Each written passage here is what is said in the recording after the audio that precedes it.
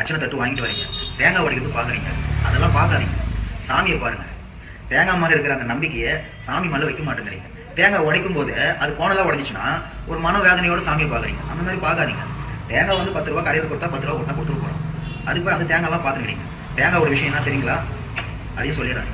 ஒரு அச்சனை தட்டில் தேங்காய் இருக்கும், வாழைப்பழம் இருக்கும், வெத்தலை பாக்கு இருக்கும், கற்பூரம் இருக்கும், கொஞ்சம் பூ இருக்கும், ஊதுவத்தி இருக்கும் இல்லையா? 5 ஐட்டம் உட்காந்து 5 பொருள் இருக்கும். நீங்கள் என்ன பண்ணுறீங்க? தேங்காய் வாங்கும்போது தேங்காய் சொல்லுமா, மாப்பிள்ள நான் 30 ரூபா சரிங்களா, நான் தான் ஒஸ்தி அப்படின்ட்டு தேங்காய் சொல்லுமா. இந்த வாழைப்பழம் என்ன பண்ணுவோமா, அது சுத்தமாக கேட்டு வந்துடும். வந்த உடனே இந்த தேங்காயை இந்த இடத்துல உடச்சிடுவாங்க. உள்ளே போவாது தேங்காய். இந்த உடஞ்ச உடனே வாழைப்பழம் சொல்லுமாமா, பாத்தியா மாப்பிள்ள ஒன்று வச்சிட்டாங்க, உள்ள முழுசாக எடுத்துட்டு போல, இன்னும் பெருசாக சொல்லிக்கினேன் நான் தான் ஒஸ்தி அப்படின்னு சொல்லிச்சான். அது உள்ளே இருந்து போயிட்டு பூஜை பண்ண உடனே வெளியே வந்து குத்துருவாங்க அந்த பழத்தை. யாரோ குழந்தை உச்சி சாப்பிடும் ஆச்சுங்களா.